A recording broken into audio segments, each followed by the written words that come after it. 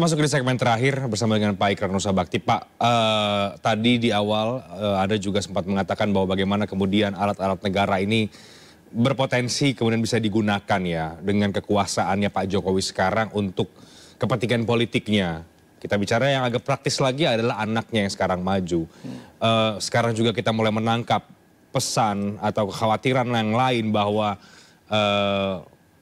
alat-alat negara itu kemudian bisa digunakan. Bagaimana pertarungan di 2024 kalau sudah begini keadaannya, Prof? Ya, saya terus terang ya, ngomong begini itu bukan tanpa background. Ya. Tadi saya katakan biar gimana pun presiden itu adalah kepala negara dan kepala pemerintahan. Ya. Walaupun Pak Jokowi mengatakan bahwa saya sebagai presiden itu mendukung 3 calon. Ya. Buat saya, dia juga tidak bisa menutupi di dalam hatinya ya bahwa biar bagaimanapun kalau salah satu calon pasangan calon itu ada anaknya, berarti dia akan juga berupaya memenangkan sang anak ya with whatever means dalam bahasa Inggrisnya ya, dengan cara-cara apapun. Cara-cara apapun itu yang tadi saya katakan ya, bisa saja dia meminta pimpinan-pimpinan institusi negara yang tadi saya katakan itu yang kemudian juga bermain di bawah layar ya, yang kemudian juga mendukung anaknya ya. Karena itu saya meminta kepada pimpinan-pimpinan dan juga anggota-anggota dari ASN ataupun TNI, Polri, BIN, BSSN dan sebagainya ya, bahwa Anda harus sadar Anda itu adalah aparat negara ya, aparat yang dibayar melalui pajak rakyat ya, aparat yang benar-benar harusnya berjuang untuk NKRI, untuk bangsa dan negara ya, dan untuk rakyat secara keseluruhan, bukan untuk seorang penguasa yang sedang berkuasa atau bukan untuk seorang presiden yang sedang berkuasa. Itu yang harus dicamkan ya.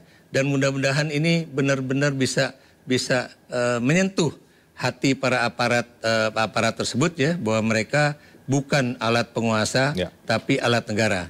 Yang kedua yang ingin juga saya katakan ya, bahwa kalau memang situasinya seperti ini memang level of playing field-nya itu memang tidak setara dan karena itu rakyat itu memang harus kita aktifkan.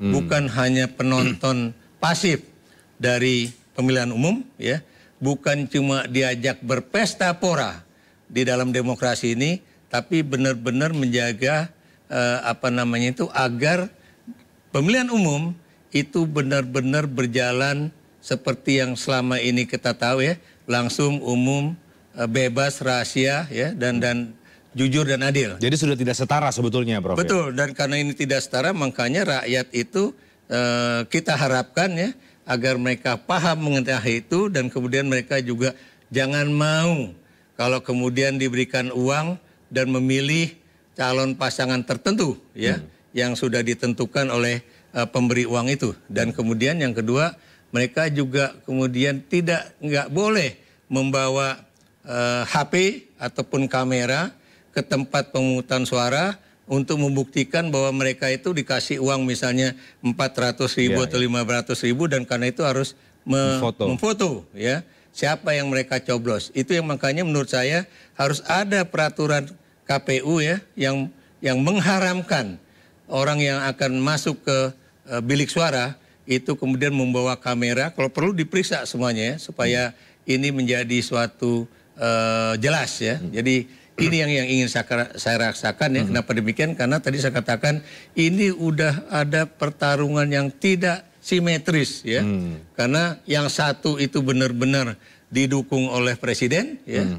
Yang kemudian yang lainnya itu walaupun dikatakan saya mendukung semuanya, belum tentu mendapatkan dukungan yang sama seperti yang diterima oleh pasangan di mana anaknya ada di situ. Masih mungkin, Prof, kekuatan rakyat ini bisa terkonsolidasi melawan kekuatan yang sudah jelas-jelas berpihak tadi. Kalau menurut saya masih mungkin ya. Dalam waktu 4 bulan ini menurut saya masih mungkin untuk kita mengkampanyekan, menyadarkan anak-anak bangsa untuk kemudian berilah tanda pada bangsamu, ya, berilah tanda pada negara kesatuan Republik Indonesia, yaitu ikut memilih dan itu kemudian menjaga agar pemilihan umum ini prosesnya benar dan menjaga agar kemudian pilihan rakyat itu benar-benar terjaga dan kemudian tidak ada perubahan di sana sini. Gitu. Nah, dengan konfigurasi capres-cawapres sekarang, dengan masuknya Gibran dan belakangnya ada Pak Jokowi di sana, kans menang itu belum tentu ada di tangan berarti ya, Prof? Yang jelas mereka beranggapan ya, it is highly likely that they will win. Gitu. Tapi kalau buat saya belum tentu ya. Kalau kemudian rakyat sadar ya mengenai hal itu, kalau kemudian di dalam partai koalisinya sendiri terjadi apa namanya itu member disobedience ya. Jadi ketidakpatuhan anggota dari koalisi ya, baik itu pada tingkatan elit maupun pada tingkatan massa, bukan mustahil ya. Apa yang mereka pilih di dalam pemilu legislatif akan berbeda dengan pilihan mereka pada pemilihan presiden, gitu. Walaupun itu berlangsung dalam hari yang sama. Ya. Kita akan lihat ya, Prof, bagaimana kemudian ini akan berkembang dan tentu semoga masyarakat yang sekarang ini sudah lebih melek ya dengan kondisi yang sekarang dan tercerahkan tentang bagaimana kemudian ini harus bisa memilih bukan karena ada unsur uang dan tekanan dan lain-lain ya begitu. Dan Anda meyakini itu masih sangat mungkin ya masyarakat terkonsolidasi. Jadi singkatnya Anda mau katakan apa dengan kondisi hiruk pikuk yang terjadi sekarang, Prof, terakhir? Jangan percaya bahwa ada orang-orang yang benar-benar ingin membangun negara ini, yang membangun masyarakat Indonesia yang adil dan makmur, kalau kemudian orang itu tidak mengalami satu proses sosialisasi politik, pengalaman politik yang panjang, dan juga pengalaman berdiplomasi secara internasional yang cukup juga. Ya. Saya lebih berani mengatakan ini lebih kental haus kekuasaannya ketimbang dia ingin berbakti kepada nusa dan bangsanya. Lebih kental haus kekuasaannya. Semoga masyarakat yang tadi mendengar pandangan-pandangan Prof. Ikrar bisa mendapatkan perspektif yang lebih dalam lagi dan juga bisa mempertimbangkan untuk kemudian memilih ya di Pilpres 2024 nanti. Tapi terima kasih banyak waktunya Pak Ikrar Nusa Bakti sudah berbagi pandangan yang sangat luar biasa sekali merespon situasi politik sekarang. Terima kasih, sehat-sehat Prof. Terima kasih banyak. Selamat malam. Alhamdulillah, Anda juga mudah-mudahan sehat terus. Baik, terima kasih Prof. Demikian Talk Politik with Reinhardt. Saya bersama dengan Pak Ikrar Nusa Bakti. Tadi membahas banyak tentang situasi politik yang terjadi sekarang dan kita akan lihat bagaimana perkembangan ke depannya. Terima kasih. Saya Reinhardt Sirait pamit. Terima kasih. Selamat malam.